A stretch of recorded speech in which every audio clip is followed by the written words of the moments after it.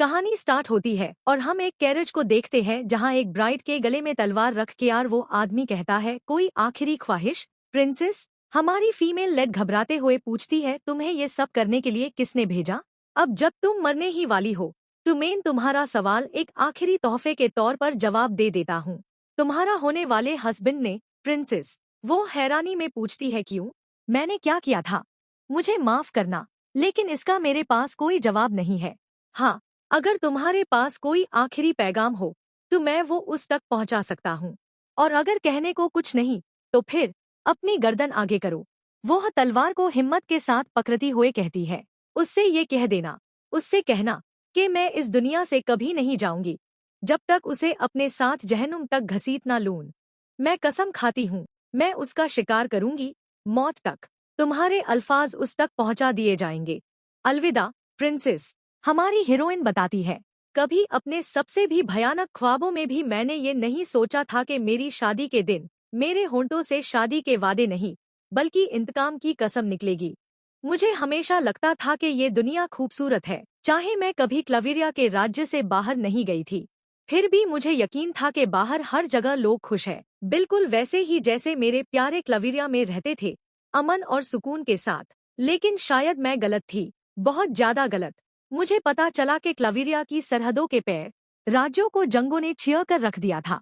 हर तरफ अफरा तफरी, हर तरफ बेगुनाहों का खून बह रहा था।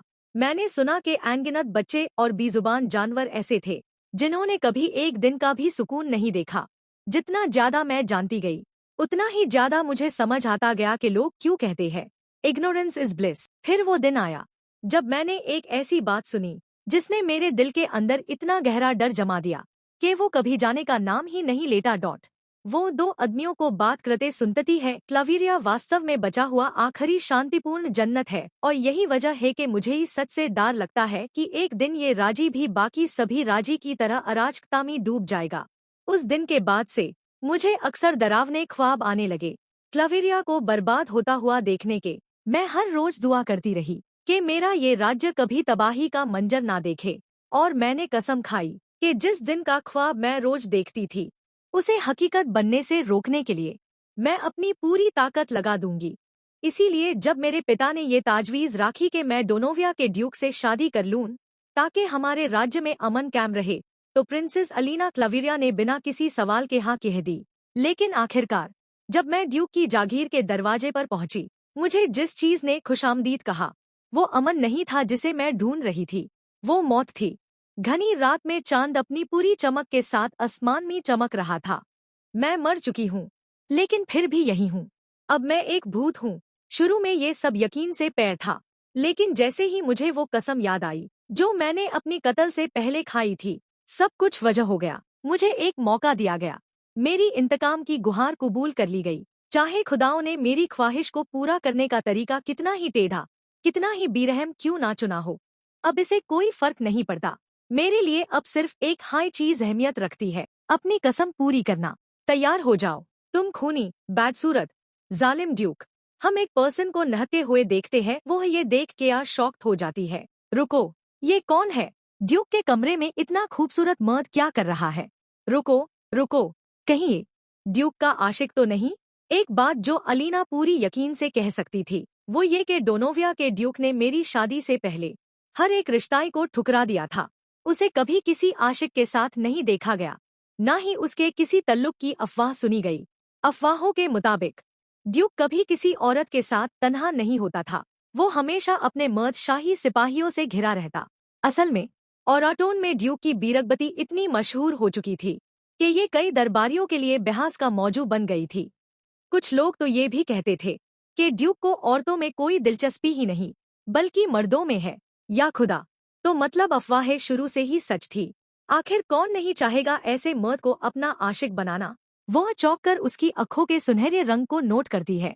वो आंखें इस दुनिया की नहीं लगती, परियों के सुनहरी रंग जैसी चमक। पूरे राज्य में सिर्फ एक हाई शख्स है जिसकी आंखें ऐसी है, वो किसी और की नहीं, डोनोविया के ड्यूक की है, मेरे कत्ल का साजिश करता। वो शख्स जिसे मैं जहन्नुम के सबसे गहरे गड्ढे तक घसीटने की कसम खा चुकी हूँ। हमारे मेल लीड के बारे में बताते हैं, ड्यूक कस्टियल डोनोवियन, डोनोविया का ड्यूक, अमीर और बेहद वसी डोनोविया डची का हुक्मरान। क्लाविरिया के पूरे राज्य में सबसे ज्यादा खौफनाक आदमी माना जाता है। उसे क्लाविरिया की तारीख का सबसे बड़ा योद्धा भी कहा जाता है। हालांकि हाउस डोनोवियन ने पहले भी कई जंगजू हीरोज पैदा किए थे, लेकिन कहा जाता है कि मौजूदा ड्यूक ने सबको हैरा कर दिया, यहाँ तक के मशहूर जनरल कियर डोनोवियन को भी। इसी वजह से सब लोग उससे डरते थे, यहाँ तक के बादशाह भी। ड्यूक को क्लाविरिया की सरहदों के पार अनगिनत जंगों में भेजा गया, और हर बार बादशाह दिल ही दिल में दुआ करता कि शायद इस दफा वो जिंदा वापस ना आए। लेकिन हर बार ड्यूक वापस लौट आता, जिंदा और फतेह के साथ। क्लाविरिया के लोगों के लिए ड्यूक कस्तियल डोनोवियन सबसे बड़ा हीरो था, इंसानों के बीच एक देवता जैसा। मगर बादशाह के लिए वो एक खतरा था, तख्त के लिए सबसे बड़ा खतरा। ये ही वजह थी कि ये मुतनाजा ड्यूक कभी दावतों में शामिल नहीं होता था, ना हाई क्लाविरिया के सरकारी त्योहारों में नजर आता। इसलिए ये बात मशहूर थी कि अगर कभी ड्यूक ऑफ डोनोविया को क्लाविरिया के कैपिटल में देखा जाए तो इसका सिर्फ एक ही मतलब होता, उसे जंग पार भेजा जा रहा है। और इसी वजह से मैं कभी ड्यूक से आमने सामने नहीं मिली। मैंने उसे सिर्फ 2 बार देखा था, और दोनों मर्तबा सिर्फ दूर से। डू लेडीज आपस में कहती है, मैं बस इतना चाहती थी कि एक बार उसका चेहरा बिना आसमास के देख सकूं। छोड़ दूं लेडी एडिथ, तुमने सुना नहीं कि ड्यूक कभी किसी को अपना चेहरा क्यों नहीं दिखता? सुना है कि उसके चेहरे का नीचे वाला हिस्सा बहुत बुरी तरह से बिगड़ चुका है, इसीलिए वो उसे छुपता है। क्या हैरत की बात है कि इतने खूबसूरत चेहरे के नीचे एक दरिंदा छुपा हुआ हो। लेकिन अफसोस ड्यूक, तुम्हारी खूबसूरती मुझे नहीं बचा सकती। मुझे इसे कोई फर्क नहीं पड़ता कि तुम मेरी जिंदगी का सबसे हसीन मर्द हो या नहीं, तुम फिर भी मेरे हाथों मारोगे। वो उसकी तरफ कदम बढ़ाते हुए आ रहा होता है। ये देखकर वह सोचती है, रुको, कहीं ये मुझे देख तो नहीं रहा? ये आदमी, क्या ये एक भूत को देख सकता है? वह इसी सोच में शॉक्ड खड़ी होती है। कस्तियल एलिना की तरफ ही चलकर आ रहा था, और वह एलिना के पास से आगे चला जाता है। एलिना की पूरी बॉडी शिवर कर रही थी। नहीं, ये मुमकिन ही नहीं, बिल्कुल भी नहीं। हम दीवार में कस्तियल और एलिना की एक बड़ी पेंटिंग देखते हैं। कस्तियल बेफिक्र होकर अपने बिस्तर पर सो रहा था। एलिना बताती है, मेरे दिल में हमेशा डोनोविया के ड्यूक के लिए गहरा एहतिराम रहा है। मुझे हमेशा बुरा लगता था जब मेरे पिता और दरबार के अफसर उसे सिर्फ इसलिए दरिंदा और खतरा कह देते थे क्योंकि वो नाकाबिली शिकस्त था और अवाम का हीरो बन चुका था। मुझे कभी नहीं लगा कि वो वैसा विलन है जैसा सब उसे बनाकर पेश करते थे। सच तो ये है कि मैं भी क्लाविरिया के लोगों जैसा ही सोचती थी। मैं भी उसे एक अजीम हीरो, एक मसीहा समझती थी। यहाँ तक कि जब मैंने गलती से अपने फादर और उनके एडवाइजर की बातें सुन ली, जब तक डोनोविया शाही खानदान के खिलाफ नहीं जाता और अपना हीरो का किरदार निभाता रहता है, जब तक वो जिंदा है, क्लाविरिया पर कोई भी हमला नहीं कर सकता। मैं यकीन से कह सकता हूँ कि क्लाविरिया बाहरी दुश्मनों के हाथों कभी नहीं गिरेगा, लेकिन हमारा राज्य अंदर ही अंदर खुद को तोड़कर तबाह कर सकता है। इसीलिए प्रिंसेस की शादी ड्यूक से करना सबसे अक्लमंद फैसला है। मेरे ख्यालात तब भी ड्यूक के बारे में नहीं बदले। मैं अब भी ये मानती रही कि अगर वो लोग ही ड्यूक को क्लाविरिया का दुश्मन बना रहे हैं, तो गलती ड्यूक की नहीं। मैं बेशक उस भविष्य से बहुत डरी हुई थे, जो एक ऐसे आदमी के हाथों मेरा इंतजार कर रहा था जिससे मैं कभी मिली नहीं थे। लेकिन फिर भी मुझे ये विश्वास था कि भले वह मुझे कभी प्यार ना करे, वे एक नेक इंसान होगा। मुझे पूरा यकीन था कि वो कभी भी वो दरिंदा नहीं हो सकता जिसके बारे में मेरे पिता ने मुझे वार्न किया था। कितनी भोली थी मैं, कितनी दर्दनाक हद तक भोली। प्रेजेंट में वह ड्यूक को सोते हुए देख रही होती है। बताओ मुझे, ड्यूक डोनोवियन, तुमने मुझे क्यों मारा? अगर तुम मुझसे शादी नहीं करना चाहते थे, तो तुम इस रिश्ते को ठुकरा सकते थे, या फिर बिल्कुल नजरअंदाज कर देते, जैसे तुम हमेशा करते आए हो। वो अपने हाथों में खंजर को कस कर पकड़ते हुए कहती है, जवाब दो मुझे, ड्यूक, तुमने मुझे क्यों मारा? हाँ, तुम अभी मुझे सुन नहीं सकते, तो फिर सवाल पूछने का कोई फायदा भी नहीं। ड्यूक, ये सब तुम खुद अपने ऊपर लेकर आए हो। वह खंजर को दोनों हाथों से कस कर पकड़ते हुए कहती है, कर्ज चुकाना होता है, और इंसाफ का तराजू आंख के बदले आंख से कम पर राजी नहीं होता। वह पूरी ताकत के साथ खंजर को हवा में उठाती है। ड्यूक अपनी आंखें खोलकर उसके आंखों में देखता है, और वो अपनी आंखें बंद कर ऐसे सो जाता है जैसे कुछ ना देखा हो। रुको, क्या उसने अभी आंखें खोली? और कंफ्यूजन में अपने हाथ हिलाती है। वो जो बिल्कुल सुकून से सो रहा होता है, वो आंखें सिकोड़ते हुए कहती है, क्या मैं बस इमेजिन कर रही हूँ? रुको, क्या ये थोड़ा ज्यादा रहमदिलाना नहीं हो गया कि मैं उसे बस यूं ही मार दूं? मुझे पहले उसके साथ खेलना चाहिए, है ना? बिल्कुल वैसे ही जैसे उसने मेरी जिंदगी के साथ खेला था। वो खंजर को उसकी बॉडी में घूमते हुए उसके ऊपर से कंबल हटा देती है। वो ये करके मुस्कुराती है। ड्यूक भावन सिकोड़ते हुए आंखें खोलता है। एलिना खंजर को घुमाकर कैंडल्स बुझा देती है। क्या मैं आखिरकार इस सर्वशक्तिशाली ड्यूक को डर से चीखते हुए देख पाऊंगी? हम ये सोच नाकाम हो जाती है। वह अपनी आंखें फिर से बंद कर लेता है। ये क्या क्या वो कह रहा है कि वो बिल्कुल भी दारा हुआ नहीं है? वह गौसाई में चीखती है आग और कैंडल स्टैंड उठाकर जमीन पर जोर से फेंक देती है। इस शोर से ड्यूक अपनी आंखें खोलता है और बिस्तर से उठकर कैंडल स्टैंड को जमीन में देखता है। उसे उठाकर वापस टेबल में रख देता है। वो ये करते ही जल्दी से फिर सो जाता है। ये देखकर वह शॉक्ड हो जाती है। वह परेशान होकर अपने सर में हाथ रखती है। ये दारा हुआ ही नहीं है? क्या ये इसलिए है कि वो पहले भी ऐसे अनगिनत भूतों का सामना कर चुका है? शायद इसीलिए अब उसे कोई फर्क ही नहीं पड़ता, या फिर ये बस वो ही बेखौफ मर्द है जैसा सब कहते हैं। वो कत्ल से नहीं डरता तो फिर भूतों से कैसे डरेगा? फिर मेरे पास वक्त जया करने की कोई वजह नहीं। वह खंजर को फिर से हवा में उठाती है। इस बार वह थोड़ा हिचकिचती है और वो खुद से कहती है, नहीं, हिचकिचाओ मत। वो अपने दांत भिंचती है। ये आदमी अभी मरना चाहिए। अपनी आंखें बंद करके गहरी सांस लेते हुए वह खंजर मारने के लिए तैयार हो जाती है। वह खंजर को ड्यूक के सीने में मारने ही वाली थी। वो ये देखकर शॉक्ड हो जाती है कि ड्यूक खंजर को अपने हाथों से रोककर उसकी ही तरफ देख रहा था। Hello there, duchess. वह बिल्कुल शॉक्ड होकर ड्यूक को देख रही होती है। ये मुझे छू रहा है। ये कैसे हो सकता है? बिल्कुल कैसे? ड्यूक एलिना को अपनी तरफ खींचकर अपने ऊपर बिठा देता है।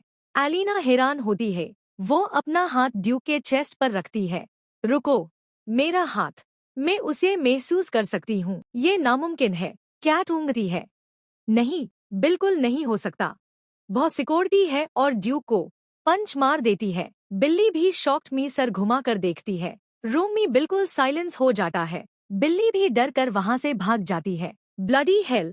एलिना शॉक्ड में अपने फेस पर हाथ रखती है।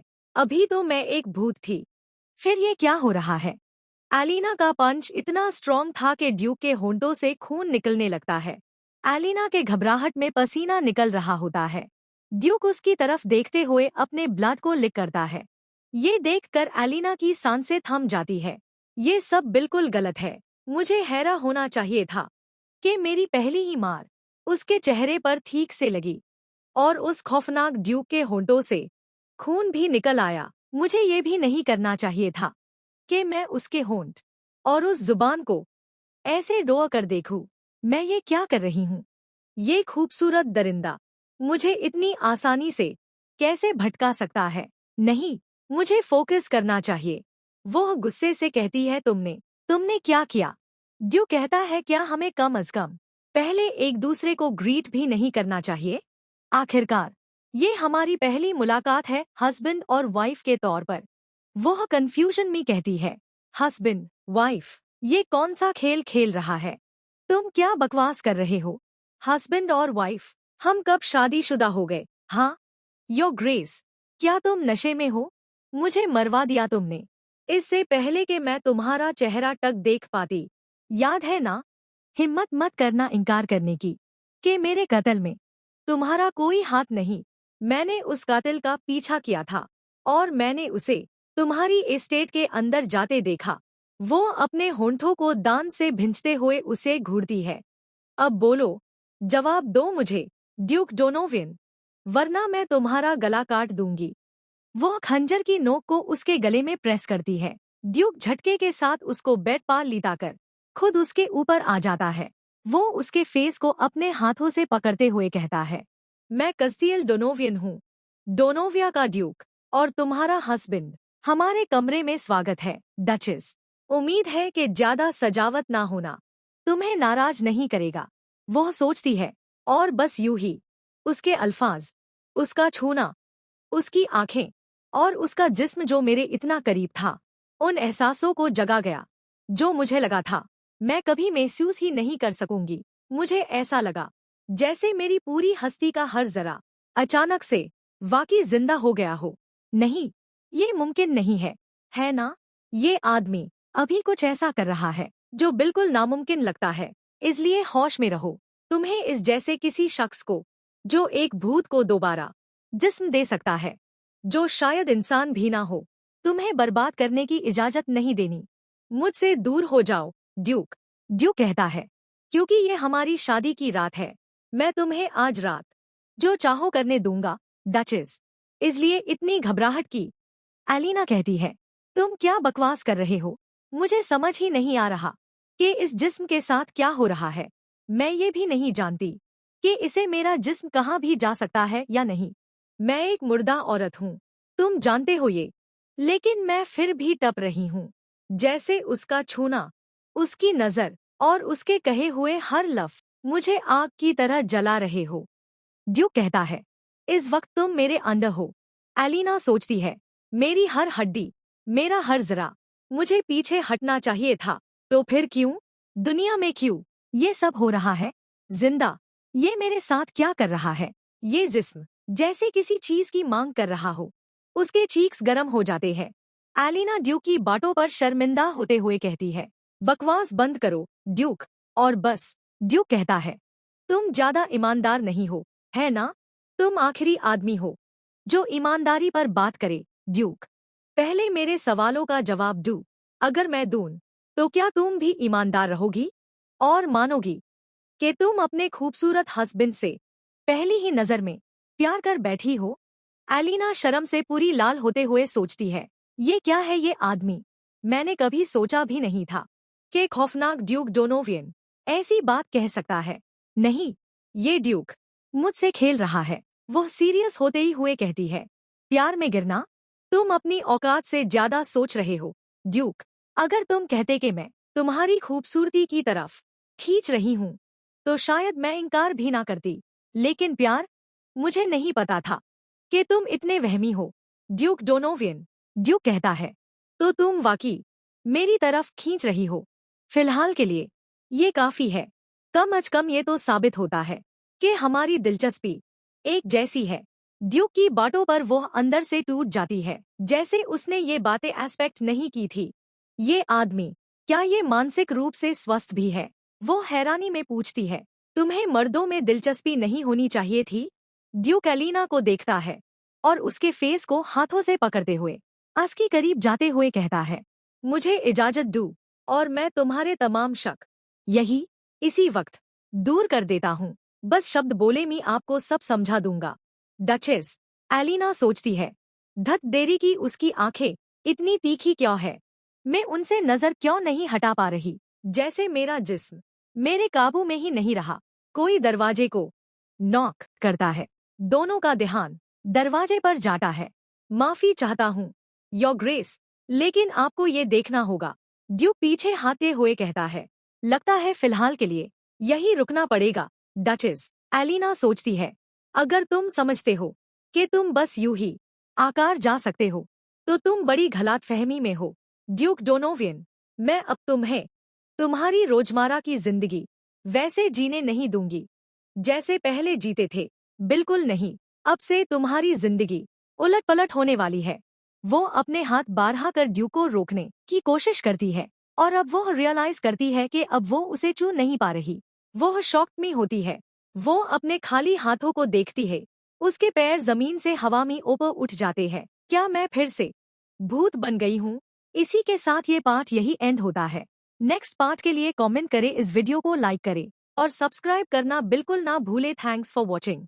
स्टोरी वहीं से स्टार्ट होती है जब ड्यूक रूम से चला जाता है। वो रूम से बाहर आकर हैरानी से देखती है। वो कहाँ चला गया? कोई भूत को कैसे चकमा दे सकता है? जैसे हवा में गायब हो गया हो। दांत भिंचते हुए सोचती है, बस रुक जाओ, ड्यूक डोनोवियन। जिस दिन मैं तुम्हें ढूंढ निकाल लिया ना। वह पूरे मैनर में घूमते हुए एम तरफ मेड्स को बातें करते हुए देखती है। हम डचेस को कब देख पाएंगे? अब तो मुझसे इंतजार नहीं हो रहा। जब से सुना है कि वो हमारे मास्टर से शादी करने वाली है, मैं तो उसे देखने के लिए बेचैन हूँ। तुम ही एक्साइटेड नहीं हो? पूरा महल ही इंतजार कर रहा है कि राज्य की सबसे खूबसूरत औरत को देखे। अभी तो पक्का ड्यूक के कमरे में ही होगी। आखिर सुना है कि डचेस का विंग अभी तक खाली पड़ा है। सब लोग उसकी खूबसूरती की बातें कर रहे हैं। मैं खुद देखना चाहती हूँ कि अफवाह सच है या नहीं। तुम लोगों को क्या पता, मैंने उसे एक बार रॉयल कोर्ट में देखा था। उसका चलना, उसकी अदाएं, वो बिल्कुल अलग हाई लेवल की है। उसकी खूबसूरती का कोई मुकाबला ही नहीं। कहते हैं ना, वो अपनी मुस्कुराहट से सबसे फीक शाही महफिल को भी रोशन कर दे। बिल्कुल हमारे गुस्से वाले खामोश मास्टर के उल्टा। ज़रा संभल के बोलो, हमारा मास्टर ठंडा जरूर है, लेकिन हमारा हीरो भी तो है। हाँ, मुझे पता है। मैं बस ये कह रही हूँ कि ड्यूक और डचेस एक दूसरे के लिए बने हुए लगते हैं। कहते हैं ना, ओपोजिट्स अट्रैक्ट करते हैं। बिल्कुल, मैं उसे सूरज की रोशनी जैसा इमेजिन करती हूँ, जो इस ठंडे एस्टेट में गर्मी और जिंदगी ले आएगी। लेकिन अजीब नहीं है कि अभी तक हमने डचेस की एक झलक तक नहीं देखी? अब जब तुम कह रही हो, तो सच में अजीब लग रहा है। ग्रैंड हॉल के पास जो ड्यूटी पर थे, उन्होंने भी उसे देखा तक नहीं। लगता है ड्यूक जानबूझकर अभी उसे लोगों से दूर रख रहा है। तुम जानते हो ना, उसे कितनी प्राइवेसी पसंद है। वो मेड्स की बातें खामोशी से सुन रही होती है। वो अपना हाथ आगे बढ़ाकर एक मेड को चुने लगती है। उसकी इनर सोल कहती है, तुम क्या कर रही हो? चुप रहो। मैं बस देखना चाहती हूँ कि क्या मैं किसी को छू सकती हूँ, बिल्कुल वैसे ही जैसे ड्यू को छू पाई थी। उसका हाथ मेड की बॉडी के आर पार हो जाता है। वुश! सारी मेड शिवर करने लगती है। क्या किसी और को भी अजीब सा लगा? एलिना कहती है, क्या किसी को कुछ दिख रहा है? एक मेड कहती है, मुझे कुछ ठीक नहीं लग रहा। मेरी तो पूरी बॉडी में झुरझुराहट हो रही है। मुझे भी। मुझे लगा जैसे मैंने कुछ व्हाइट सा देखा। भूत! सारी मेड्स चीखते हुए डर के भाग जाती है। एलिना सोचती है, ये लोग मेरी अंतिम संस्कार या मेरी हत्या के बजाय ड्यूक से मेरी शादी के बारे में बात कर रहे हैं। रुको! वो मुड़कर मैनर के बाहर जाती है। मेरी बॉडी कहाँ है अभी? किसी को आते हुए देखते हैं टक टक। वह पीछे देखती है। जनरल ओरियन एल्काट, जनरल ड्रेवियन वैल्थॉन, जनरल वैल्थॉन और जनरल एल्काट सिर्फ क्लाविरिया ही नहीं, पड़ोसी राज्यों में भी सबसे मशहूर और ताकतवर जनरल्स माने जाते हैं। वो डोनोवियन आर्मी के ऐसी स्तंभ है जिनका कोई बादल नहीं। इसीलिए शाही खानदान उन्हें अपनी तरफ करना चाहता था। मेरे पिता राजा उन्हें अपने साथ मिलाने के लिए इतने ज्यादा जुनूनी थे कि जब भी जनरल एल्काट ड्यूक के संदेशवाहक के तौर पर आता, वो मुझे भी उन्हें मनाने के लिए इस्तेमाल करते। लेकिन हर बार जब मेरी और जनरल एल्काट की बात होती, ये और भी साफ हो जाता कि उनकी वफादारी ड्यूक के लिए अटल है। मैंने अपने पिता से कहा था कि कोशिश छोड़ दीजिए, ये बेकार है। लेकिन उन्होंने हार नहीं मानी। दौलत, ओहदे, जमीन, सब कुछ ऑफर किया, पर कुछ भी उन्हें हिला नहीं पाया। इसीलिए मेरे पिता और कुछ दरबारी उन्हें ड्यूक डोनोवियन के कुत्ते कहने लगे। रुको! ये लोग कुछ सीरियस बात कर रहे हैं। मुझे सुनना होगा। इन्हें पता होगा कि मेरी बॉडी कहाँ है। वो सर खूजाते हुए कहता है, उसके होंठ का क्या सीन है?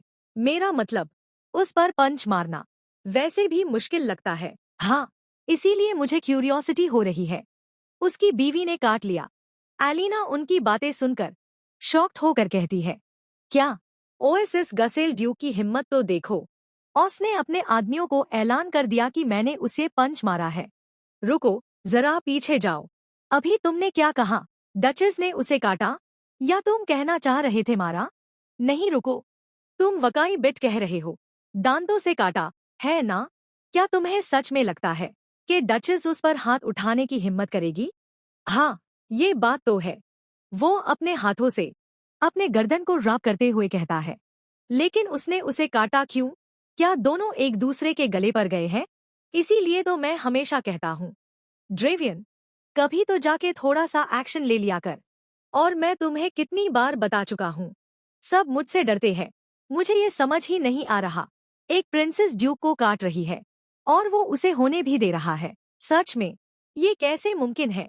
वो इतनी हिम्मती कैसे हो सकती है कि ड्यूक डोनोवियन को काट ले अपनी बची कुची दिमाग की सेल्स? इस बात पर जया मत करो। तुम तब तक नहीं समझोगे जब तक तुम्हारी जिंदगी में थोड़ा सा रोमांस नहीं आता। इसका रोमांस से क्या लेना देना है? तुम्हारी ये मोती खोपड़ी, कसम से आज रात मैं तुम्हारे लिए किसी लड़की का इंतजाम करूंगा, वरना तुम्हारा दिमाग मुझे पागल कर देगा। Good luck. सब मुझे देखते ही भाग जाते हैं, तो फिर तुम ही बता दो ना। बस चलो छुपछाप चलते हैं। बस एक बार की हद दो, मैं सवाल पूछना बंद कर दूंगा।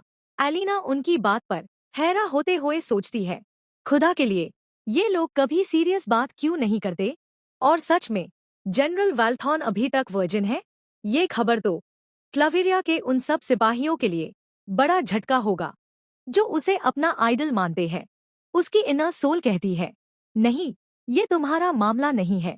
हाँ, सही, मुझे इनके पीछे जाना होगा।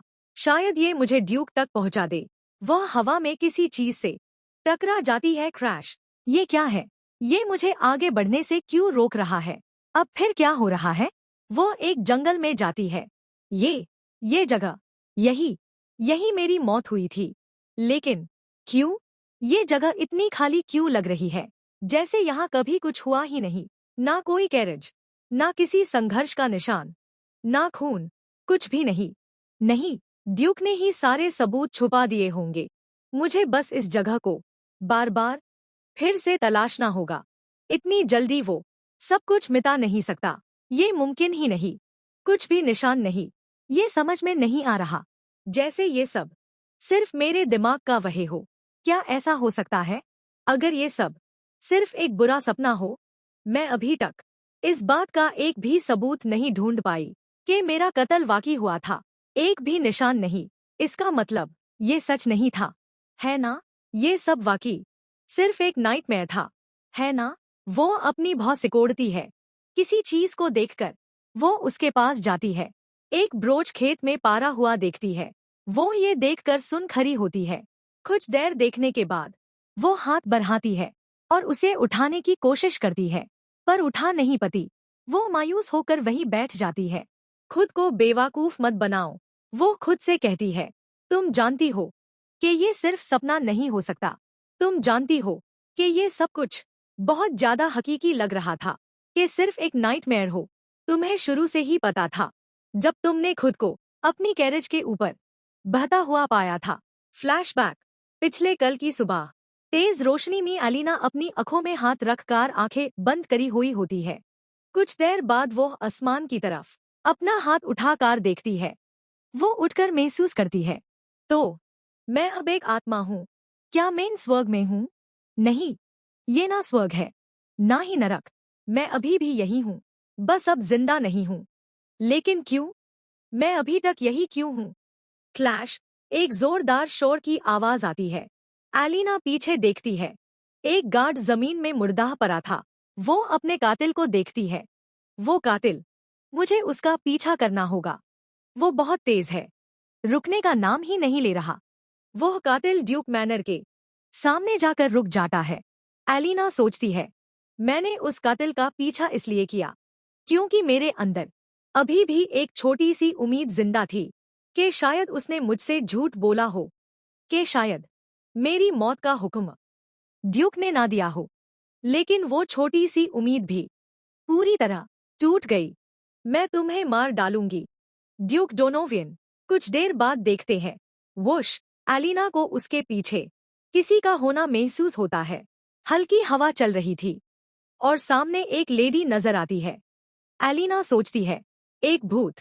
लेकिन उसके बारे में कुछ अलग था। क्या ये मुझे लेने आई है? नहीं, मैं अभी जा नहीं सकती। अभी नहीं, मुझे अभी। वह लेडी उससे कहती है, मैं तुम्हें तुम्हारी मर्जी के खिलाफ लेने नहीं आई हूँ। एलिना, ये सुनकर मुझे सुकून मिला। अच्छा है, क्योंकि मैं इस दुनिया से तब तक नहीं जाऊंगी जब तक मैं उस आदमी से इंतकाम नहीं ले लेती जिसने मुझे मरवाया। वो लेडी कुछ देते हुए कहती है, ये लो, ये ही वो इकलौता हथियार है जो जिंदा लोगों को नुकसान पहुंचा सकता है, क्योंकि आत्मा के रूप में तुम किसी और चीज को छू भी नहीं सकती। एलिना उससे कंफ्यूजन में देखती है और वो खंजर लेते हुए कहती है, धन्यवाद। मैंने महसूस किया मेरी बाजू से होता हुआ एक झुरझुराहट भरा एहसास। ये अजीब सा लग रहा था, जैसे वो खंजर जिंदा हो और अपनी ताकत से धड़क रहा हो। क्या मुझे और कुछ करना होगा ताकि ये खंजर मेरे निशाने को मार सके? वो लेडी कहती है, बस इस खंजर को उनके दिल में घोंप देना, वो तुरंत मर जाएंगे। एलिना उस खंजर को देखते हुए कहती है, धन्यवाद। मैं यकीन दिलाती हूँ कि वो लेडी कहती है, एलिना, मैं तुम्हें ये बताने आई हूँ कि तुम्हें अपना मिशन जितनी जल्दी हो सके पूरा करना होगा। तुम्हारा समय सीमित है। याद रखना, अगर तुम वक्त पर कामयाब नहीं हुई तो तुम इस दुनिया को कभी छोड़ नहीं पाओगी। तुम सिर्फ एक बेअक्ल, क्रूर आत्मा बन जाओगी जो इस दुनिया में फैंस कर हमेशा जिंदा लोगों का शिकार करेगी। एलिना शॉक्ड में उसकी बातें सुन रही होती है। बस इतना ही, फिर मिलेंगे। एलिना, रुको। वो अपनी बातों को बोलकर वहां से गायब हो जाती है। एलिना कंफ्यूजन में खंजर हाथ में पकड़े उसे जाते हुए देखती है। हम एलिना को देखते हैं जो एक बुक को घूरकर देख रही होती है। वह खंजर को बुक की तरफ पॉइंट करती है। इतने में हम देखते हैं दरवाजा खुलता है। क्रीक।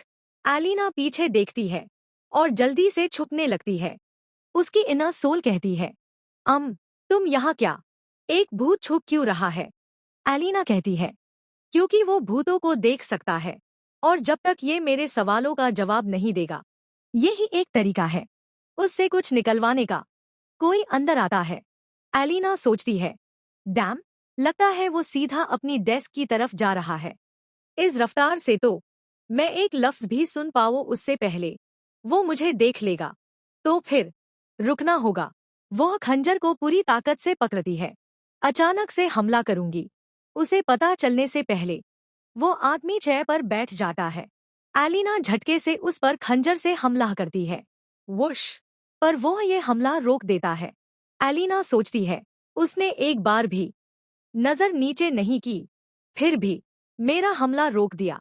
जैसे उसे पहले से पता हो वो आदमी और कोई नहीं ड्यूक होता है।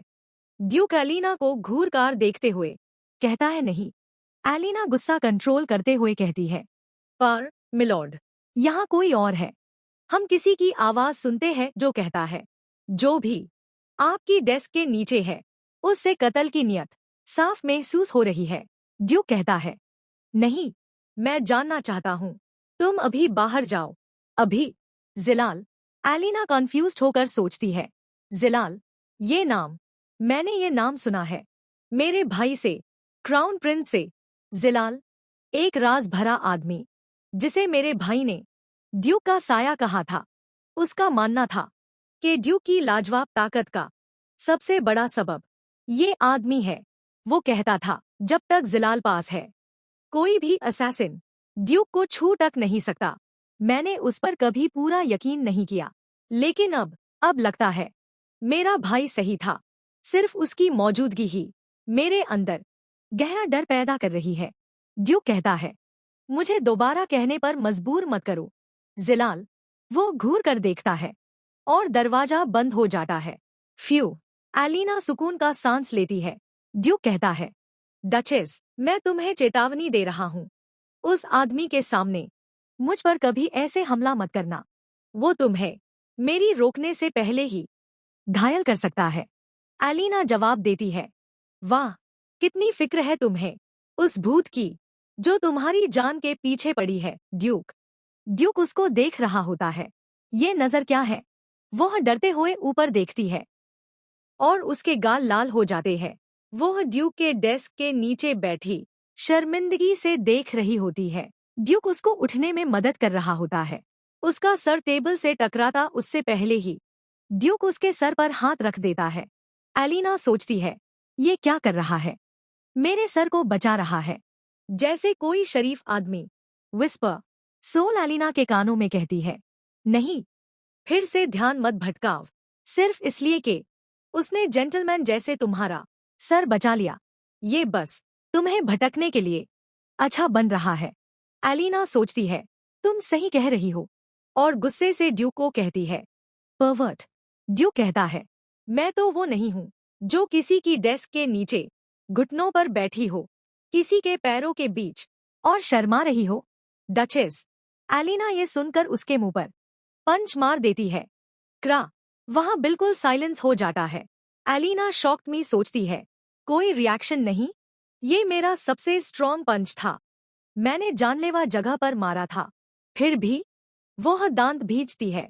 तो शायद मुझे नीचे एम करना चाहिए। अगली बार मुझे यकीन है तब तुम्हारी बिला जज्बात वाली शक्ल पर कोई एक्सप्रेशन जरूर आएगा, है ना ड्यूक? ड्यूक हाथ बढ़ाते हुए कहता है, करके दिखाओ डचेस। वो उसके फेस को टच करके कहता है, पर रो मत देना। वो उसके होठों के बीच अपनी उंगली डालते हुए कहता है, जब मैं तुम्हारे इस खूबसूरत से होठों से दर्द से आनंद और खुशी में बदल दूंगा। एलिना गुस्से से पीछे हटे हुए कहती है, कितने बड़े पावर्ट हो तुम।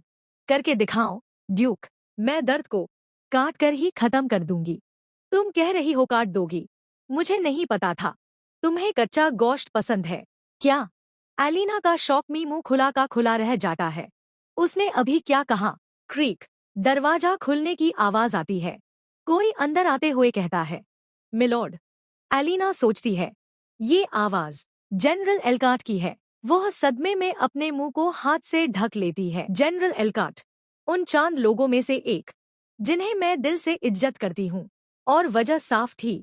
वो वकाई एक इज्जतदार और रहमदिल इंसान है। मैंने अपनी आंखों से देखा है कैसे वो हमेशा सच्ची नरमी से पेश आते हैं, बच्चों के साथ, बुजुर्गों के साथ, औरतों के साथ, यहाँ तक के जानवरों के साथ भी। शुरू में मुझे लगा था शायद ये सब सिर्फ एक चेहरा हो, एक दिखावा, लेकिन वक्त के साथ मेरी अपनी नजर में एल्काट ने साबित कर दिया कि उनका किरदार वकाई सच्चा है। मेरी फैमिली और उनके मलिक ड्यूक के बीच दुश्मनी होने के बावजूद जनरल एल्काट ने हमेशा मुझे इज्जत और मेहरबानी से ही देखा। वो मुझे लगभग एक पाक रूह समझते थे, और ऐसे में उनके लिए मुझे ड्यूक की डेस्क के नीचे इतनी बेइज्जत हालत में देखना, ये बिल्कुल नामुमकिन होना चाहिए। स्टेप स्टेप नहीं, मैं उन्हें ये नहीं दिखने दे सकती। ड्यूक की डेस्क के नीचे ऐसे घुटनों पर बैठी हुई जैसे कोई। वो रियलाइज करती है, मैं पहले ही मर चुकी हूँ। कम से कम मैं इतना तो कर सकती हूँ कि उनकी आखिरी याद मेरे बारे में इस तरह की अशोभनीय दृश्य से दागदार ना हो। वह खंजर को ड्यूक की तरफ बढ़ाती है। ड्यूक उसका हाथ पकड़ लेता है। एलिना अपना हाथ चुराने की कोशिश करती है। ड्यूक उसके हाथ को और टाइट से पाकर लेता है। छोड़ दो मेरा हाथ।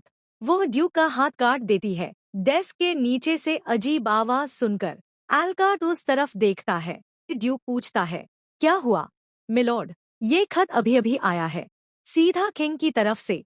इसे नजरअंदाज नहीं किया जा सकता। एलिना शर्मिंदा होते हुए कहती है, या खुदा, मुझे लगा आज दिल का दौरा ही पड़ जाएगा। ड्यूक एल्काट से कहता है, खोलो इसे, मुझे दे दो। ड्यूक उस लैटर को पढ़ता है। एल्काट कहता है, मैं ये सोच रहा हूँ इस बार किस बात का ड्रामा है। वो लैटर जला देते हैं। ड्यूक कहता है, मैं आज रात सबके साथ इस बार बात करूंगा। एल्काट पूछता है, तो प्रिंसेस कैसी है? मेरा मतलब डचेस? मत कहना कि वो अभी तक अपने कमरे से बाहर नहीं आ पा रही। ड्यूक कोई जवाब नहीं देता। तो तुमने मेरी सलाह सुनी ही नहीं, वो मुंह बनाते हुए कहता है। मैंने तुम्हें पहले ही चेतावनी दी थी, याद है ना? वो अपने सर पर हाथ मारते हुए कहता है। प्रिंसेस एलिना पूरे मुल्क की सबसे नाजुक औरत है। तुम्हें उसके साथ बहुत ज्यादा नरमी से पेश आना चाहिए। ड्यूक अपनी उंगलियों को टेबल में टेप कर रहा होता है और कहता है, नाजुक। ड्यूक टेबल के नीचे एलिना को देखता है। वह सार हिलाते हुए कहता है, हाँ बिल्कुल, वो तो शराफत और मासूमियत की जीती जागती मिसाल है। ड्यूक तीखी नजरों से देखते हुए दोहराता है, शराफत और मासूमियत। एलिना ब्लश करते हुए अपने मुंह को हाथ से बंद करी हुई होती है। एल्काट कहता है, हाँ, वो सबसे रहमदिल और पाक सोच वाली लेडी है जिसे मैं कभी मिला हूँ। ड्यूक पूछता है, पाक सोच वाली और सबसे ज्यादा नरम दिल, वो तो वाकई एक फरिश्ता है। वो इतनी ज्यादा सीधी साधी है कि मैं कसम खाकर कह सकता हूँ वो कभी किसी पर हाथ तक नहीं उठा सकती। दोनों एक दूसरे को देख रहे होते हैं। ड्यूक ये सब सुनकर स्mirk करता है। बिल्कुल, मैं अब चलता हूँ योर ग्रेस। इसी के साथ ये वीडियो यही एंड होता है। ये स्टोरी आपको कैसी लग रही है मुझे कमेंट करके बताएं। वीडियो अच्छी लगी हो तो लाइक करें, शेयर करें, सब्सक्राइब करें और बेल आइकन को दबाना ना भूलें। Thanks for watching.